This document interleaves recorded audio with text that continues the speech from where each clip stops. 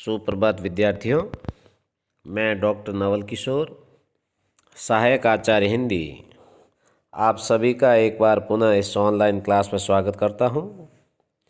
विद्यार्थियों, हम जो हमारा प्रथम प्रश्न पत्र हिंदी साहित्य का, उसमें कबीरदास जी के पद और साखियों के बारे में चर्चा कर रहे थे। हमने कबीरदास जी की जितनी भी साखियाँ थी उनका भावार्थ जानने का प्रयास किया और अब हम कबीरदास जी का जो पाठ है उसके प्रश्नोत्तरों की तरफ ध्यान देंगे। विद्यार्थियों, परीक्षा में अति लघुतरात्मक, लघुतरात्मक, निबंधात्मक शैली के प्रश्न पूछे जाते हैं। इसलिए सबसे पहले आज हम जो हमारे अति लघुतरात्मक प्रश्न हैं उनके बारे में चर्चा करेंगे, क्योंकि हमारा जो प्रश्न पत्र है उस प्रश्न पत्र में सबसे पहले जो पहला प्रश्न आएगा उसमें 10 अति लघुतरात्मक प्रश्न होंगे जो कि प्रत्येक 2-2 अंक के होंगे। इस प्रकार से 20 अंक भार का इस लघुतरात्मक जो प्रश्न है उससे संबंधित होगा। देखिए, कुछ प्रश्न मैंने यहाँ पर बनाने के प्रयास किए हैं। पहला प्रश्न है कि कबीर का जन्म कब वह कहाँ हुआ। सभी को ज्ञात होगा, क्योंकि मैंने पहले भी कबीरदास जी के परिचय में सबसे यह बात पहले भी शेयर की है। कबीरदास जी का संक्षिप्त जीवन परिचय और उनका जो योगदान है साहित्य के क्षेत्र में और सामाजिक सुधार के क्षेत्र में, उस पर चर्चा की थी।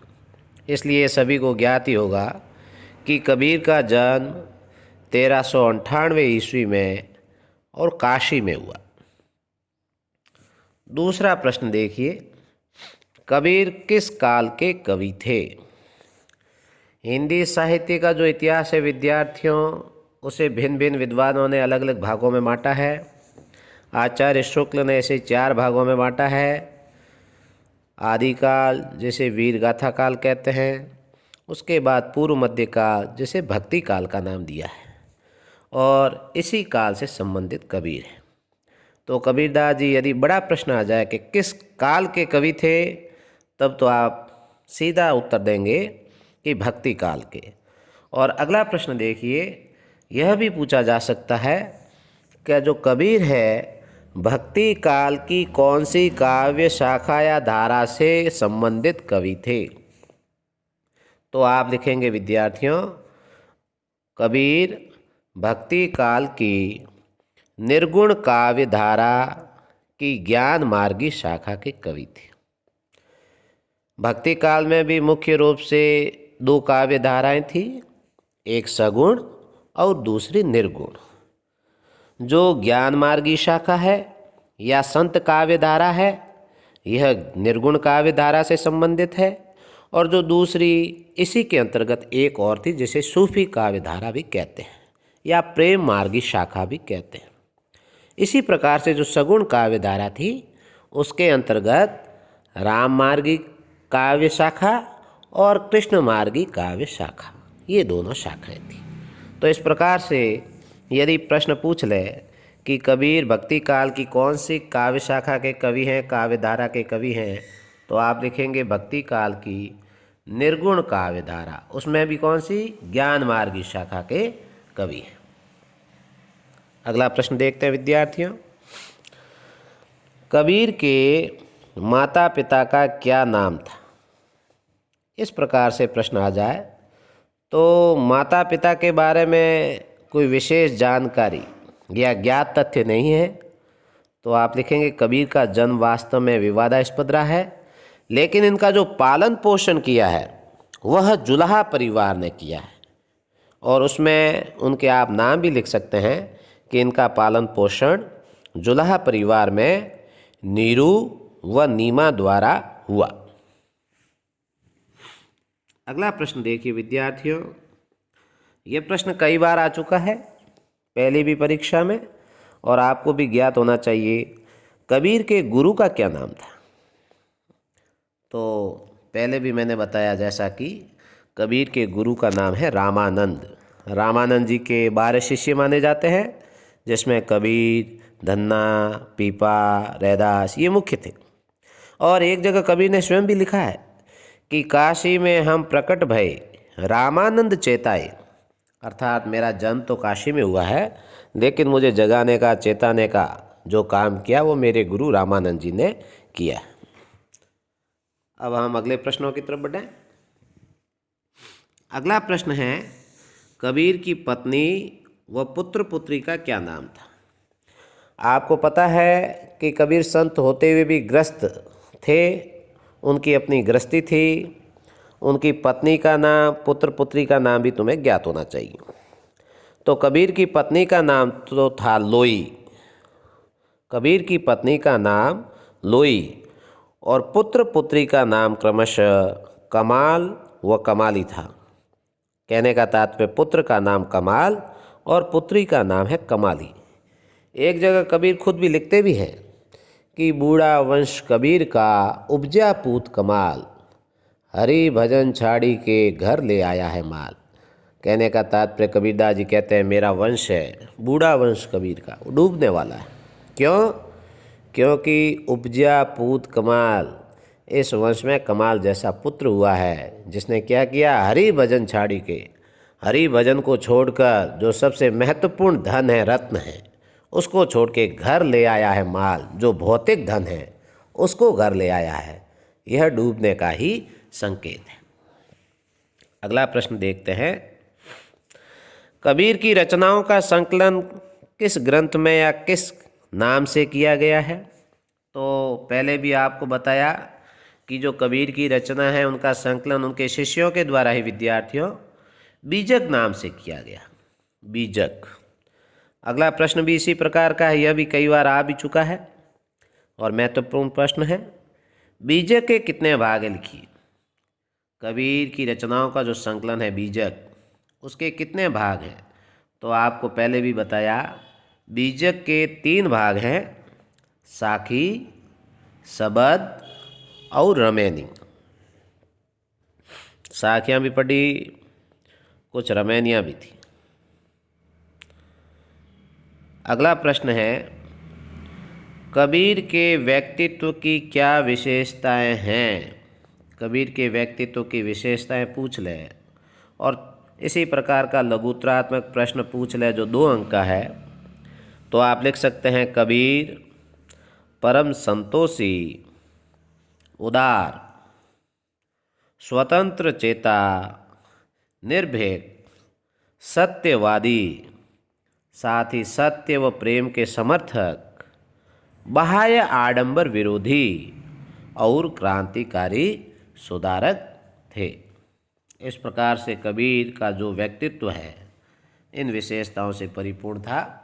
ये विशेषताएं कबीर के व्यक्तित्व में आ जाती है।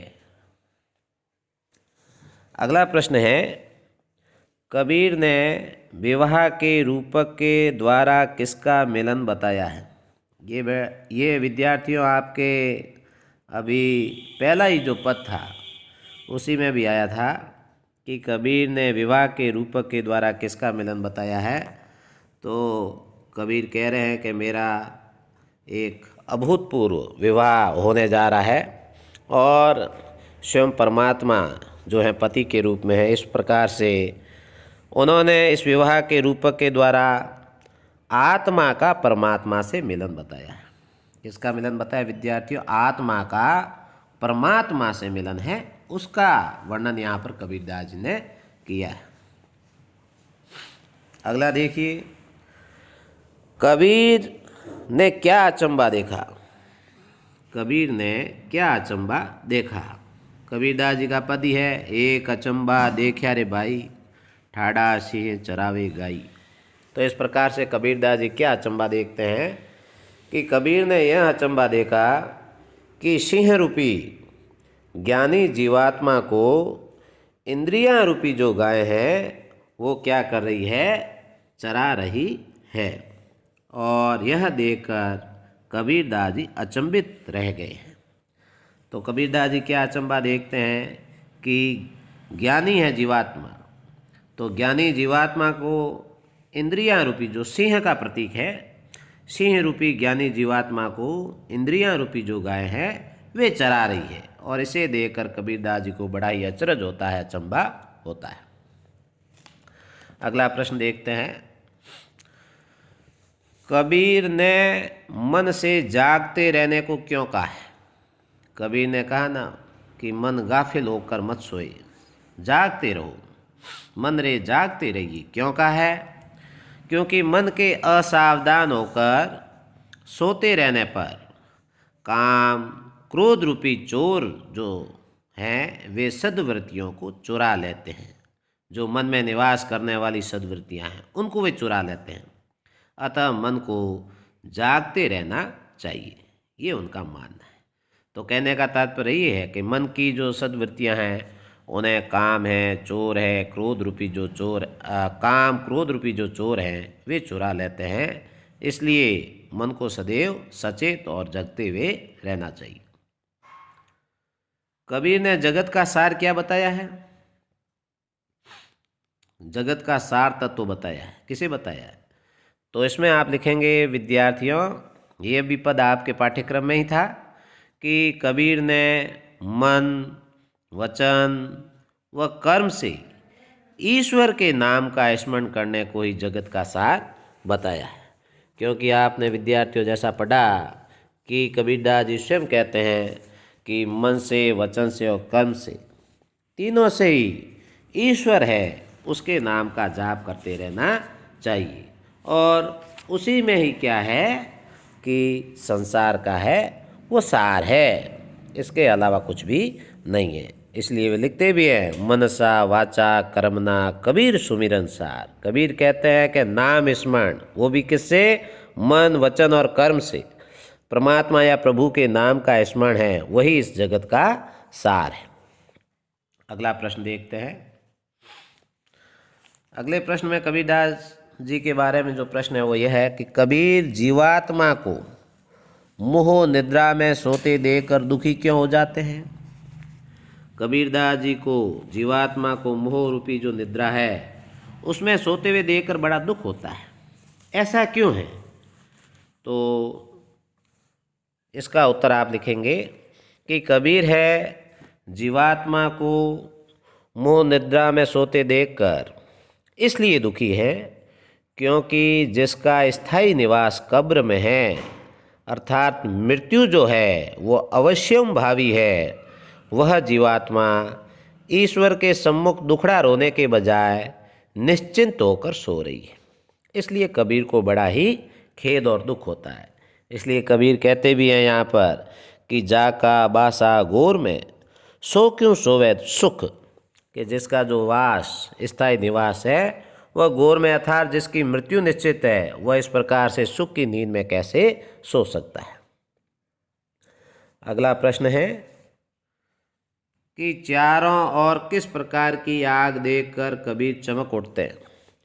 चारों ओर कैसी आग लगी हुई है जिसे देखकर कबीर है उसका कबीर का चित्त चमक जाता है? तो आपको पता ही है कि चारों ओर, आपको पता है पहले इस पद में भी आपने पढ़ा कबीरदास जी के कि ईर्ष्या और द्वेष की जो आग है वह लगी हुई है, और उसे देखकर कबीर का चित्त है क्या करता है?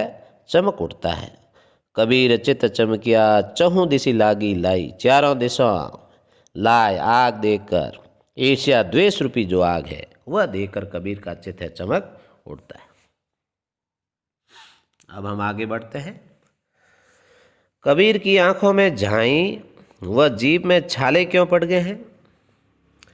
तो राम अर्थात जो ईश्वर का रास्ता देखते देखते भक्त की आंखों में झाई और उसका नाम पुकारते पुकारते उनकी आंखों में क्या पड़ जाते हैं? छाले पड़ जाते हैं।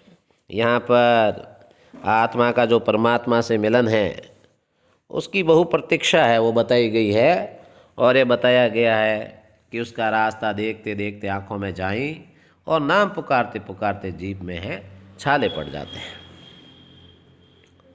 अगला प्रश्न है कि उत्तर दक्षिण के पंडित क्या विचार करके दंग रह जाते हैं?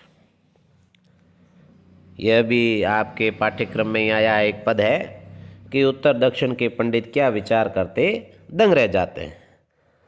आत्मा रूपी नीर में परमात्मा की विरह अग्नि लगने पर विषय वासना रूपी जो कीचड़ है उसकी ज्वाला नष्ट हो जाती है।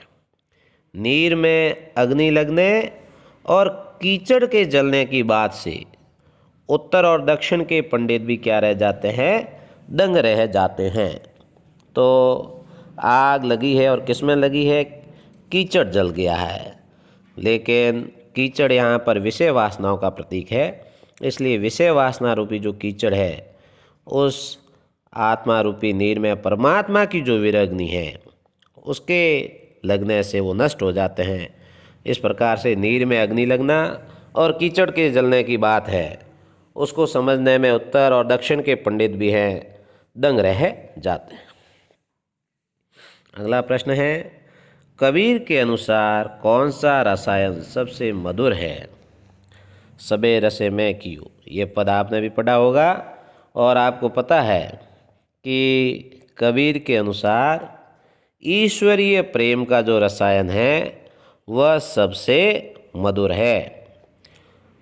ईश्वरीय प्रेम का रसायन, ईश्वर प्रेम के रसायन के समान कबीरदास जी कहते हैं और कोई रसायन नहीं है, इसलिए वे इसी को ही सबसे मधुर रसायन मानते हैं। अगला प्रश्न है, कबीर ने अपना साधना स्थल कहाँ बनाया है जहाँ मुनिजनों का जाना भी दुर्लभ है?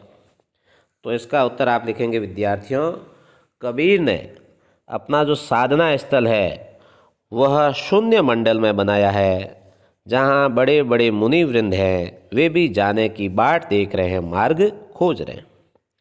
और अति लघुत्रात्मक प्रश्नों में अंतिम प्रश्न जो है वह मैंने जो बनाया वो है, कबीर का देवसान कहाँ और कब हुआ? तो इसका उत्तर विद्यार्थियों है, कबीर का देहावसान 1518 ईस्वी में और स्थल है मगहर में हुआ, क्योंकि ऐसी पहले प्रथा प्रचलित थी कि जो मगहर में मृत्यु को प्राप्त होता है वह सीधा नरक को जाता है। इसलिए कबीरदास जी लोगों में इस भ्रांति को दूर करने के लिए अपनी मृत्यु से कुछ समय पहले ही पूर्व ही मगहर में चले गए थे और वहीं पर उनका देहावसान हुआ 1518 ईस्वी में। इस प्रकार से विद्यार्थियों, ये कबीरदास जी से संबंधित आज हमने अति लघुत्रात्मक जो शैली के प्रश्न हैं उन पर चर्चा की।